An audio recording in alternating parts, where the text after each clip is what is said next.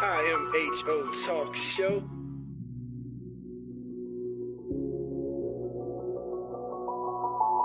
With us right now, this lovely lady that's, I'm sure she's no stranger to Seville or to the airwaves and all that stuff. If you've been listening to IMHO for a while, none other than facilitator extraordinaire. RNN Charles HEARTwork's always own. put something on the introduction, something Miss on them. Deanna McDonald, how are you today, Deanna? I am well. Thank you for having me. I bring you greetings from the forming Charlottesville Food Co-op Steering Committee and also Miss Carmelita Wood, President of the Fifield Neighborhood Association. Okay. Yes, President of the Fifield Neighborhood Association. She wanted to be here this morning, but had other priorities. Okay, so I understand. She sends her greetings also. And make sure she knows whenever she wants to dial in by phone or video, whatever she wants to do, we got her. You bet. You're welcome to the show, Deanna. Thank you. Welcome. And look how God works, Matt. Uh-huh. And Mr. Ray's over there. We talking about, making sure that we inform the people of the necessities, food, clothing, and shelter. So really, Mrs. McDonald here is going to be kicking it off, right? Because she's covering multiple bases in that regard, and I'm gonna let her formally introduce what she's been up to and kind of bring us up to speed so we can continue the conversation on what these action items is she has for the community now. But she started, sort of with the Buy Back the Block initiative, making sure folks know about development and things that's happening, particularly in the Fifield neighborhood, and how we can be involved and how we can take ownership and make sure that we man the seats at the table in that decision making. And then here recently, some of y'all may have seen her at, I believe, a city council meeting talking about the community food co-op. Right. So she's bridging those gaps right there. I see. Shelter and food. Good work. Then I'm gonna kick it over to you. For the folks that don't know, like Razor was and you were chatting during the break as we were prepping to come on air, and folks have heard about the work, but I'm sure there's some gray area, some uncertainty as far as like who are the power players, who are the folks, the decision makers at the table. So start from the beginning of this initiative when it comes to the work that you're doing in the community, and kind of bring us up to speed. Yeah, okay, that's a lot. Let me hit a couple points there. First is the way of introducing myself. So I am Deanna McDonald. I am the founder and owner of RN HEARTwork, health education, coaching, and consulting, and I do a lot of health advocacy. So I am a registered nurse by trade. So I came to this conversation around the Fifield corridor as it relates to health disparities and social disparities and all of the things that bring us together, that food, health, clothing, shelter, right? So as a nurse, whole well-being. So the Fifield Neighborhood Association has been in partnership with the city for a long time about what's going on in that corridor. Okay. So you guys know UVA just bought Oak Lawn, which was the plantation. The Fife family, i.e. the Fifield Neighborhood Association, owned that plantation. After sharecropping, then it became Black neighborhood, right? So the first deeds were Black people in this area, right? So that is where the landscape of this is. And it has been, that it has suffered from disinvestment and disenfranchisement, low wealth, low access area, right? And then you have the encroaching of the university that continues, right? So we still have that happening. And so there was the Cherry Avenue Visioning Project, right? So we're talking about Tonsler Park. We're talking about recreation. We're talking about youth. We're talking about what we see in the corridor when they put up the marker. This is a historically Black neighborhood. All of those things to recognize. And so the Fifield Neighborhood Association has been in that conversation. And there was this vision plan, the small area plan that, it became a part of the Cherry Avenue Project, right? With the city, that initiative. Out of that were some priorities: affordable housing, food justice, and recreation for children, right? And so they've been working on that. So the whole Tonsler Park path, all of those things. And then there's this redevelopment that comes, and there's a company that wants to come in and buy this property, the former Estes, old Estes IGA. But in order to get a grocery store in there, you got to do some rezoning, right? And then in order to get the rezoning, you got to get the community to be on board, right? And does the company that wants to buy the property also want to put a grocery store there? Well, am I jumping ahead? What I can say is that the company that wants to buy the property has said that they want to do some things to help the community. I can say that clearly. That's Okay. in writing. Okay. In that conversation with the Fifield Neighborhood Association, the priorities of the community came to the forefront, Okay. right? And so those priorities were like, we don't want tall buildings in the community, right? So that affordable housing had to come down to meet some of those parameters. We want a grocery store back. We need affordable food in the area. So there was a part of the conversation. And as such, a part of the proffer with the city was that there would be the space held for a grocery store until the certificate of occupancy, which is expected around 2027. So that's a whole lot, right? So when I came to the conversation in 2023, it was just with the Fifield Neighborhood Association that says, I'm talking about health. I'm talking about our community. I'm talking about what can we do to move this forward? What does this community specifically want? Now, while I don't live in Fifield, a lot of my family lives there, right? So right across the street from the park, I spend summers always at the park, so a lot of my family is there. When we talk about West Haven, a lot of my family is there, right? So this whole corridor that has suffered this displacement and marginalization speaks to me, to my heart. So this is my heart's work, literally. And so, and Charlottesville is small enough, right, to where like this affects the entirety, not only the city, but I would say the surrounding areas as well. Yes, you know what I mean. Like absolutely. It's not like we're isolated. Right. Well, when you talk about affecting the surrounding areas, when we talk about displacement, where did they go? They went to the county. If you can't afford to live in the city, you're displaced to the county, right? When we talk about the Tonsillar League and people being welcome in that corridor, right? When we talk about all of the activity that is there is zero Black ownership, commercial ownership in that corridor. Historically Black area, zero Black ownership, commercial Black ownership in that corridor. They rent. Thank you for saying that, because I was about to say somebody gonna get upset by you saying that, but I got your point. Like there's business owners, but as far as property, right? Like business, commercial property. Absolutely, right? And ownership, because ownership is about also the power dynamics, right? Having a voice. You own it, your dollars pay for it. Let's talk about it. So out of all of that, we did this. So when I was in conversation with the Fifield Neighborhood Association, I'm saying, hey, we need to do community engagement and real community engagement. There has been some community engagement before, right? But what I can say, and I don't say often enough, is there has not been community engagement like the one that my company, HEARTwork, did here in the city in the last 6 months of 2024. Right? Where you're really engaging the community, where you're really going to them and you're really hearing from them and you're really telling their story and really going with their narrative, right? Not going in and saying, oh, tell us what you want us to do, all the while knowing already what you're going to do, right? This is real, authentic engagement. And when I say I come and I use my social capital and tell the people, hey, I want to hear from you.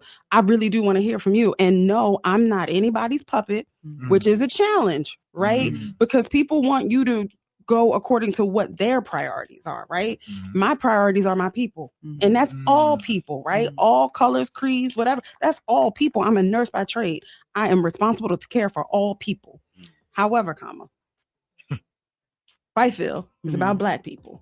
Fifield is still over 50% Black. So tell me again. So the city, I don't know if you finished that thought. The city agreed to the rezoning. Yes. There's this proffer for the grocery store to hold the space until 2025, until the certificate of occupancy, which is expected in 2027. Okay. We're at a pressure point though, right? Because they're talking about breaking ground in summer of 2025. Okay. This is where the conversation gets a little convoluted, right? So my understanding of a proffer is it's voluntary, right? The developer didn't have to, right? But they wanted something. The people want something, so let's come to agreement. But my understanding of the proffer is like land, right? So they said this land, this space is going to be held for a grocery store. The people understood that meant the developer was going to put in a grocery store. We walked this conversation back during the community engagement, and what they said is, y'all can buy a space for a grocery store to the tune of $3 million just to get a box, and you need a $1.5 million to actually get the fittings for a grocery store. So we're talking about $4.5 million in total. When I started having conversations with the powers that be, donors, philanthropy groups, and all of that, they said, why are you asking for $3 million when you need 4.5? If you get to $3 million, the people and you don't put a grocery store in there, the people are going to say, we gave you the money. What did you do? It's because we didn't ask for what we really needed. Okay. Right. And that's a part of the Piedmont Housing Alliance conversation, because they're the ones putting in the affordable housing. Right. So if Piedmont could roll the grocery store into their ownership, right, then perhaps there could be some subsidy for whoever operates the grocery store, because Piedmont is not going to operate a grocery store. They would just be owning, and you still have to have an operator come in. Have you found that to be satisfactory amongst the community? Meaning, do people feel like that PHA represents the community to a level to where that would be like, yes, we own that? And I get what you're saying, like the subsidies, people feel like, yes, we'll buy into that because PHA can kind of front, the lump sum, and then we'll buy into it. Or are people not that excited in PHA leading that? If they do, it could be somebody else, right? And I will say that by and large, it was like overwhelming, like, oh, PHA is going to do this. Oh, we can't do this. We don't know anything about a grocery store. Somebody else needs to do it. And then as we started educating the people about what this means and what that looks like, if PHA owns it, that's like a 20-year ownership, right? And then we can look at whether or not they can hand it off, right? And what that looks like later, 20 years down the line. Maybe, do you have the right contracts to hand it off, right? All of those things. But then as people started understanding, wait a minute, we can own it? Wait a minute, you mean the community can own a grocery store? They really did not understand that the community could own a grocery store. They didn't understand what a co-op was. So we had to bring education about that. So, okay, can you give us a quick summary of what that is? Because I'm not sure that I completely understand either. And I also want to know what PHA has to say about all this. Are they game for potentially owning the grocery store? Yes, and. That's a lot. I know we're covering a lot of ground real fast. Right. So PHA's, one thing to remember, PHA's priority is housing, affordable housing, right? What is priority is development. That's what they do, right? So the grocery store happens to be a priority for all people. So when we talk about affordable housing, we talk about disparities, social disparities, food is a part of that, right? If you put people there and they can't eat, then you still got to worry about their health, right? So PHA has an understanding of that, but PHA was not in the market to purchase a grocery store. But it was like, okay, how can we get all of these things to work together? How can the group work together and partner to get us there? Now, but PHA's priority are affordable housing. Okay. And then a food co-op, as far as the community actually owning the co-op. Right. So the co-op model is one vote, one share, right? You buy ownership, you buy a share in the co-op. So that is, let's just say the ownership share is $200. Okay. That is lifetime ownership. Okay. You bought a share of the company. Ideally, you have to sell thousands and thousands of shares to build up the capital to get this grocery store. There are models all around us that get some capital funding from different sources. Okay. So those sources look like the city, right? And different municipalities. We brought Gem City Co-op leadership here, that they just did it in a low wealth, low access Lila community up in Ohio, right? To bring affordable grocery there. And we brought them here and they were like, so the health department, the hospitals, the universities, they partnered in it and they contributed capital too. Why? Because this is about community health. It's all tied in together, right? So they were like, you guys should look at the city, look at UVA, look at Centera, look at the other things to help you get this funding stack. Then we partnered and went out to research a group called Locus over in Richmond. And so they also do a part of this work and help people find capital sources and funding stacks for community work and community initiatives. So the pieces are coming together to say a co-op is possible. It's not that Black people or Charlottesville community people can't own this grocery. They can't come up with $4 million, right?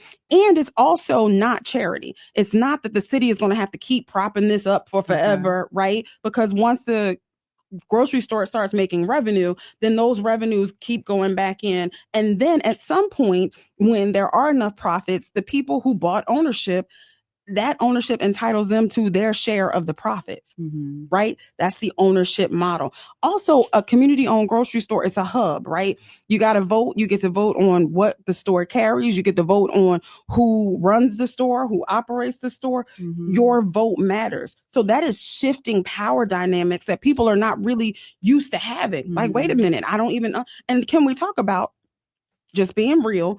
A lot of Black people are like, I'm not going to have the chance to own anything.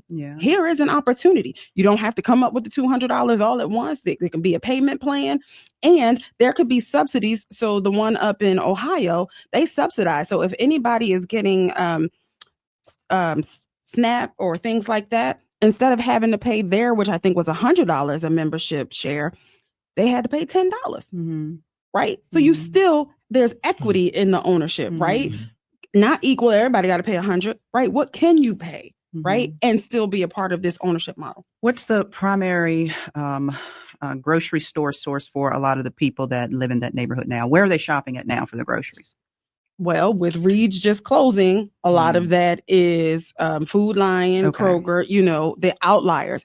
When I was doing this community engagement work and we're talking about bringing a grocery store back to Cherry Avenue, there were so many people, particularly in our housing developments, that were like, man, I'll be able to walk to the grocery store. Man, you know, if I got to put my kids on the bus, what can I buy? I got to buy stuff in cans, stuff that's preservable, that can get from, you know, that hour trek. I got to wait for a bus in the heat, whatever. You know, what it affects what they buy. They're not buying fresh produce that's going to be all beat up. I'm going to be mad at the kid because they dropped the bag, you know, got my lettuce all over the ground, my tomatoes, right? Bruising my tomatoes. Yes, all of that. They were really invigorated and excited about this. And the other part about this is self-empowerment and self-enlightenment, because they were like, wait, so we can work with it. Wait, that's another job source for us. We can work here. That was what the people were saying. So I have a question though, when you talk about revenue, I don't know all the details about the reasons why Reed went out of business, but in terms of sustainability of bringing a grocery store, a food co-op to the Fifeville area, do you think, what's the projections as far as it even being able to be sustainable? That's a good question. So part of the work that the co-op is doing right now, so let me just be clear. The co-op is not the choice right now. There is a statement. I want to read it verbatim. Okay. That's good. From the Fifeville Neighborhood Association, because, you know, we got to make sure we get it right. The statement says, conceptually, a locally based co-op is the strongest fit for the community, given its alignment with the community engagement outcomes that demonstrated preference for a co-op store or with deep roots in the community. That is the strongest that they said is for its community fit. They also, people hear this conversation about Good Foods Grocery, a store out of Richmond. They also said it has the potential to be. Good Foods does not have community roots. Good Foods does not have an affordability model. And Good Foods does not have accessing to the programming that the community has said they want here. Now, Good Foods does have a model that works with people who have autism. And so they do have a nonprofit model. It's a health food store, natural food store. That's not the price point that the Fifeville Neighborhood Association is saying that they're looking for or wanted, or the Fifeville neighborhood community is saying. And also a part of that community work was the Rose Hill neighborhood, the Ridge Street neighborhood, the 10th and Page neighborhood, which all these included some of our housing developments, right? All of these were connected, because when we talk about Vinegar Hill, raise, right? And that separation and division, right? So these are one big community essentially that have been divided. So these sister communities, all of these people have spoke up and said, we would like the community owned, we would like the deep roots, we would like to support that. Out of that came 25 community members that have been working, and they've been working on the business model, because you got to present to Woodard what that business model looks like. And that's called like a pro forma and a business plan, right? You got to get the numbers. So those 25 are not just Fifeville. They are not just Fifeville. They are Fifeville people. You got Fifeville, you got 10th and Page, you got some of the surrounding. And that's an important part of the conversation, because we bring all people to the conversation because our community is diverse. Our community does have a lot to offer. And without partnership, we're not going anywhere, right? This is not about separation and division. Yeah. So something Razor said a while ago. So why not save Reeds? So now I'm only going to be able to tell you what I know. Okay. And what I know is that's good. What you heard. Woodard, in that partnership, Fifeville, Woodard, PHA, reached out to Reeds during this engagement. And the response that came back was that Reeds was not interested in, they didn't have the capacity to any of those things in the makeup of what this development looked like. Now, as far as I understand, there was no conversation to go back to them and say, can we put the grocery store over there? Can we work together in that way? That's just as far as my limited knowledge. Okay. What I can say is that the co-op has been reaching out to Reeds to see what kind of partnership there can be now, right? Because there's some people that don't have jobs now, right? This store is going to need a general manager. Maybe some of those people can work in this store for the co-op, right?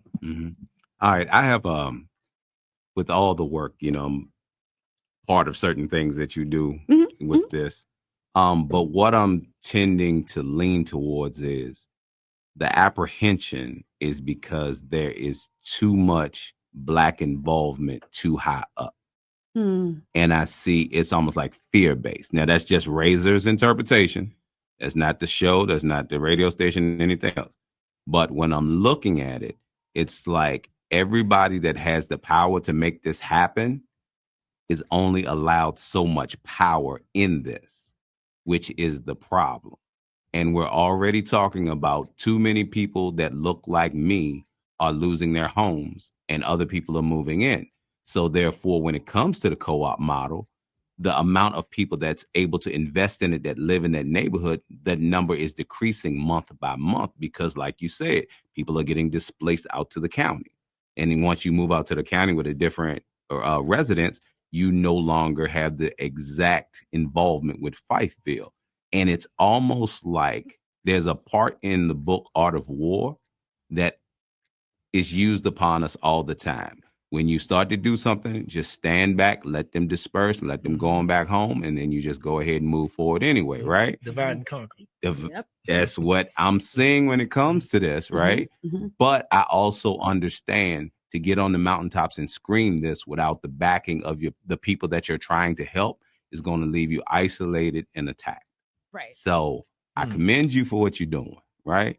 But it's almost like the question needs to be asked, okay, if we give another percentage of control to somebody, would somebody step up? And I believe hands would start to raise. But they can't do that because of things that like what happened with Dairy Market. Once old boy lied about what he was going to do and everybody came against him, nobody wants to be the next one to go through that. That's just Razor's interpretation of what I saw. So you raised a couple points there. So you talk about Black leadership. We're talking about 2025 America. Is Black leadership still a challenge? Yes. Do I feel many times a target on my back as a Black woman, a small business, being a leader in this conversation? Yes. Is it challenging? Yes. And I still need to do it. Period. Right? That's my responsibility. That's my heart, my purpose, my mission. When I go to sleep at night, I know I did the right thing. There are several people who support what I do. When you talk about the people and doing what the people want, we're centered in Fifeville, the Fifeville Neighborhood Association. Carmelita Wood is the president of the Fifeville Neighborhood Association. She is the treasurer for the forming Charlottesville Food Co-op.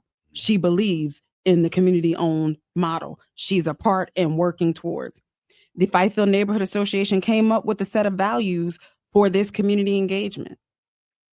That set of values centered repair to the Black community, leadership and ownership as a way of repair to the Black community. So these people, Fifeville, the Fifeville community, stated what they wanted. Mm-hmm. They are a part of that partnership with Woodard and PHA. And they still have to stand on their power in that partnership and still do what the community wants. Now, we know partnerships mean give and take, right? Got to give, got to somewhere. Mm-hmm. But what level of compromise do we compromise? And that's what Fightful is figuring out. But I will tell you also, we need the people to continue showing up. When you talk about displacement and people going back to their, places, Mm-hmm. you got to keep showing up. You got to keep going to support Fightful. And you also got to not buy into that division that they'll say, Right. oh, we got more people in the room than other than just Fightful. If you don't live in Fightful, you don't have a say. No, I still have a say. Mm-hmm. I still come through this corridor. I still work in this corridor. I bring my kids to the park at this corridor. Mm-hmm. I still have a voice in this conversation. And I support what the people that are still here are doing. And I support them not losing their homes. I support trying to help with these power dynamics. But I wanted to get back to the money because it all comes down to money, Mm-hmm. right? So as a part of the community engagement work, a feasibility study was done, right? Is a market feasible in that corridor?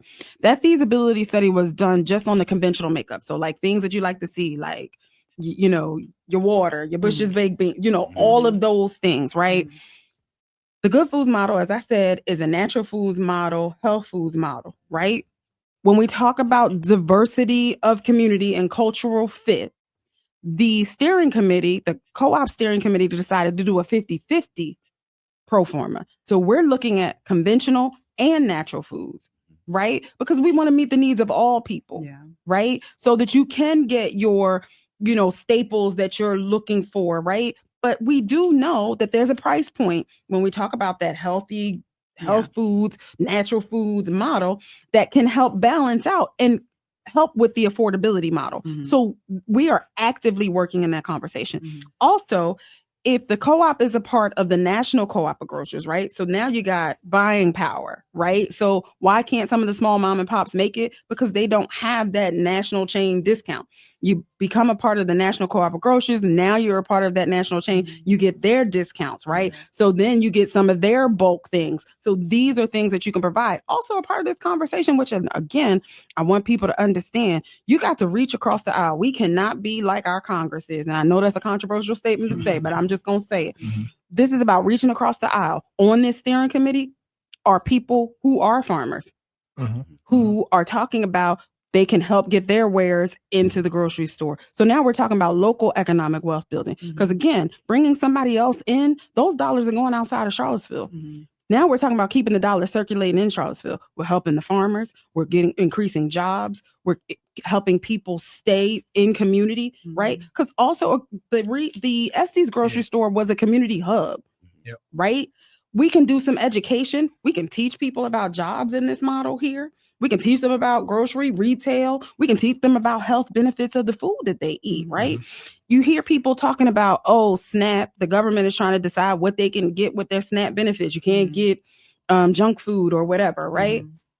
How about educating them first? When you know better, you do better, right? So there's a lot of conversation in that. But the conversation around money is happening. The food steering committee, they're working with the SBDC to get their business plan right. So that they make sure they have that business plan ready for Woodard Properties. They're working with experts in the field, in the food co-op industry to get that pro forma right.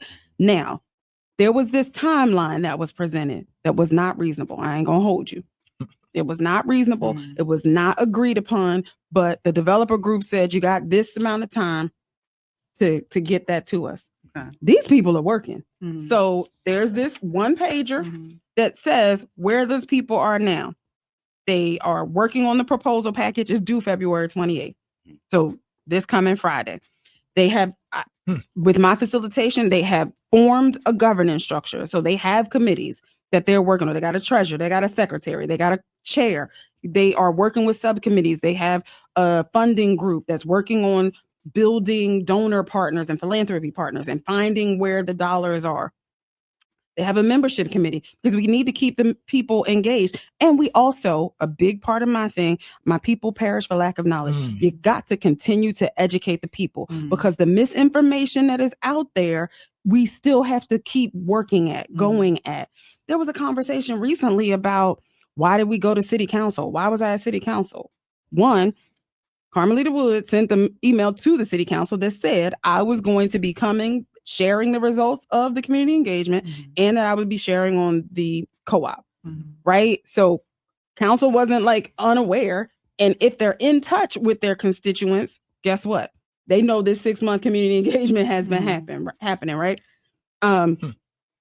So this wasn't a bombardment, but it was. And you're asking the city to support the program financially. Right. Yeah. So the people in the city said, hey, excuse me, let me be clear. FNA said, we realized that there are some dollars available in the city, and we're going to put in an ask to see if the city can help subsidize the grocery store, because the grocery store is above market rate right now. So they're saying nobody's going to be able to afford a grocery store at the rate that it's being sold for now. So what you going to do with that? Right. So then the people start talking about, the community gets concerned about a bait and switch. Oh, you told us you were going to do this. We went and supported it. And then now you're going to tell us it's too expensive to do. Right. Well, I wholeheartedly believe, because you got to have faith in people. I wholeheartedly believe that Woodard is trying to do what they said. They want to help with some of the community's needs. They didn't say they were going to fix them. They didn't say all of them. They said some. I wholeheartedly believe PHA wants to help with the affordable housing. When we talk about food, other health needs, the community has to be empowered to stand up for self. And that is what this co-op model does. It creates self-empowerment. Is there an MOA like amongst the entities? So there is a MOU. Okay. Right. So there is a MOU between the partners. And that basically, you hear people say, oh, this unique agreement has never happened. Da, da, da, da. Okay. So why did we come to the table? Because it wasn't going to happen if they didn't get this agreement, right? There was going to be no rezoning. There was going to be a redevelopment. And I also should say, one of the driving factors for Woodard is that their community buy-in really is about the Music Resource Center. They wanted to create a home for the Music Resource Center. So that's also in this development. So it's not that they're not doing what the community wanted, right? But the community's got to get us the rest of the way. And that's what they're doing. That's what this co-op model says. We're trying to get the rest of the way. When we go to city council, and I believe somewhere in the middle is where people should land, right? So when you go to city council, when PHA is going to city council, when Woodard is asking for the things that they need, the people are going to have to come to a compromise in the middle. I think the best compromise is a place where the dollars support what the community has said they want up front. This is what the community has said. There's overwhelming evidence. The Equity Center at UVA helped with this quantitative data, right? So there's no question. The numbers are the numbers. The people said what they said. So having that evidence and that support, I believe that the community can support the co-op, should earmark the dollars for the co-op, which was my ask. If they contribute money to subsidize the space, that they can earmark those dollars for the co-op, to give the co-op time to get all of these things going. They have the expert relationships. They're doing the work. It's coming along at lightning speed, and allow a place for pivot, right? We are in an uncertain environment, right? Nationally, right? So, and allow a place to pivot that the community gets essentially the first right of refusal. If it comes out that they can't make the dollars make sense for community, and they say, hey, this model wouldn't work, be transparent with the community. That's one thing I like about what the city manager said. He said he believes in transparent government. Not to butt in, but I do have to agree with Charles on that MOA as opposed to that MOU, because you plainly stated that there are things that they need to see. And you do have faith, but at the end of the day, this comes down to be a business deal because it's about dollars. So you, instead of having a memorandum of understanding, you need to have a memorandum the way they get their A in order. I do, but again, I think, as opposed to this being an adversarial conversation, and a lot of times people hear me stand up and come strong, and I say, hey, I need questions answered. Don't nobody want to be questioned, Mm-hmm. right? But this is about critical thinking, right? I need to understand the why. I need the root cause analysis. How did we get here? What does that proffer really mean? Because one of the conversations that we had in our developer forum that was about community building trust, the community doesn't trust Woodard, right? I said, come have this conversation with the community. Tell them exactly where you stand and what it is. They put it in writing. One of the questions we have is, was this a land proffer? Because if it was a land proffer, then why is a part of the price include the land costs? Right? Maybe that's a lack of understanding on my part and a lot of community members, right? They also said that they could be the leaseholder, that they could rent it. The rent would be higher than market rate, but they could be the leaseholder. So then why do we need to come up with the $3 million for the space or $4.5 million for the space if they could build it and rent it out? Why do you need to have that in February or March if they said that they could hold it and be the renter? So we got to get some understanding. It's not about trying to catch somebody. It's about clarity. And that's actually speaks to the question I had, because if this food co-op gets in place in the model that you and your organizers foresee it, and then at some point in the distant future, everything blows up and goes to heck, who then would take ownership or have ownership of the co-op? So that is another question that has come out even in before the blow up, right? What if, like, some people are like, oh, it'll take like 3 years for a co-op. Well, it's going to take 2 years to build a building, right?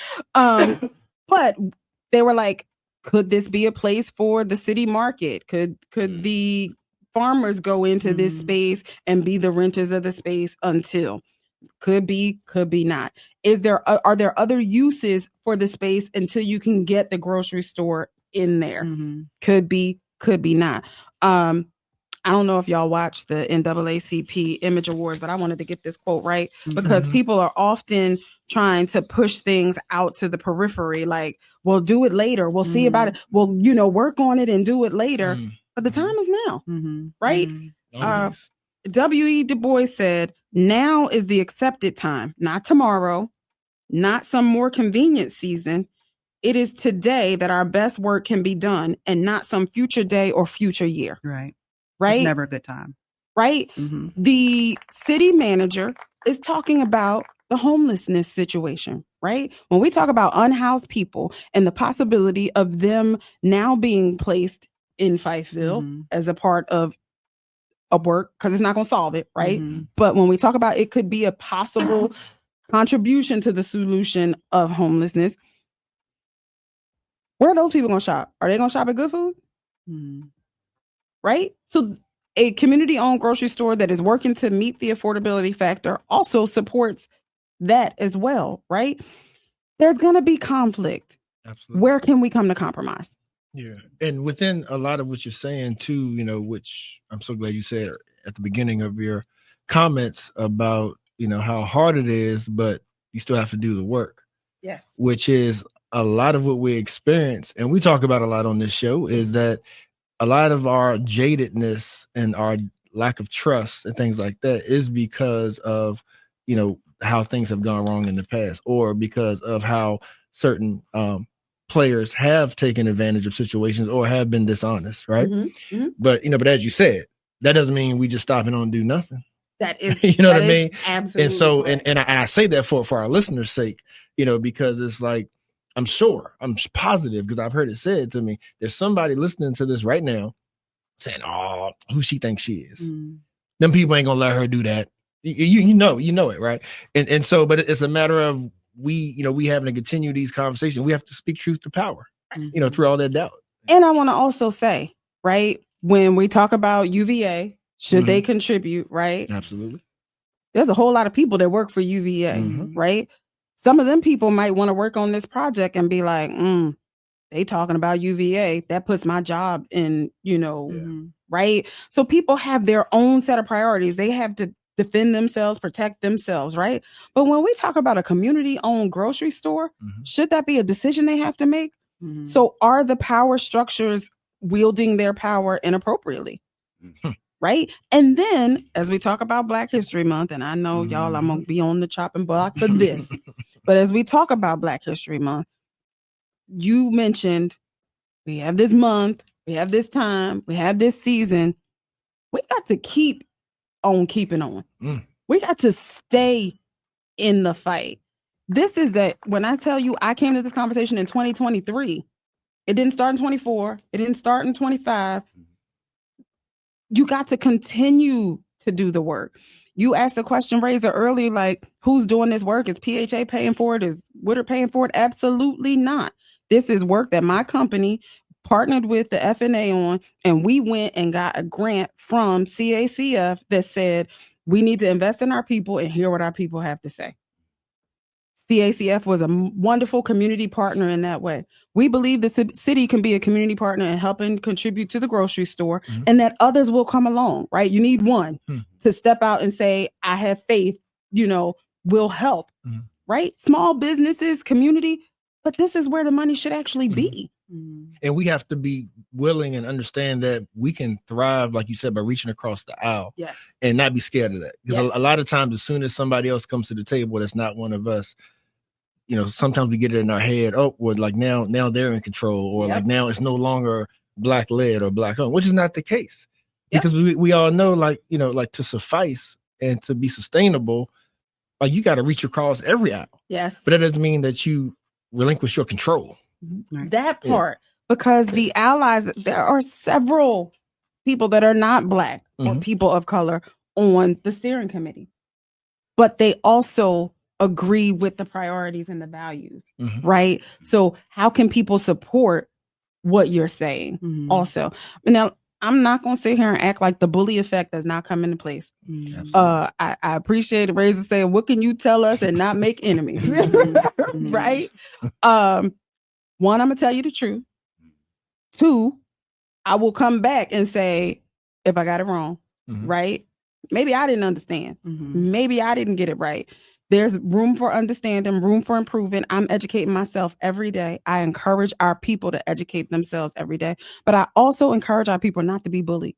Not to be afraid of the pushback. And if I can follow up on that, I was thinking about this as y'all were talking about just the fearfulness, of when our community and leaders in our community decide to be leaders or spearhead certain projects or certain things that benefit us specifically, and the pushback that comes against that. And I feel like there's always like this spirit of fear, if you will, that comes up amongst our community.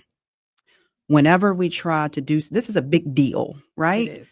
It's a really big deal, and for lack of point of reference, or for people who have lived through many generations and seen the challenges and barriers that our people are faced with whenever we try to do something, or accepting defeat, right? And just saying they're not going to let us do it, or because it's something that's being led by Black people, it's just not possible, right? Let's just be frank about this. There are those of us who believe that it's just not possible, simply because of the fact that we are Black people doing things for ourselves, right? And I said all that to say that we got to change that mindset. Yes. We didn't. Fortunately, there were enough of us to not think like that, to get us to the point that we are right here today. All those freedoms and liberties and choices and different things like that you do have, not saying that we still don't have a ways to go, but that you do have, is because people did not think along those lines. They did dare or were brave enough to push back on people who said, no, you can't, or you shouldn't. And I just want to challenge people to not view this opportunity and this idea in that same vein, right? Thank you to you and to those who are supporting this project and working right alongside you to get this to the point that it's at. But you can't do it without support. And at some point, we as a people have to stop always, before we'll do anything, asking for permission.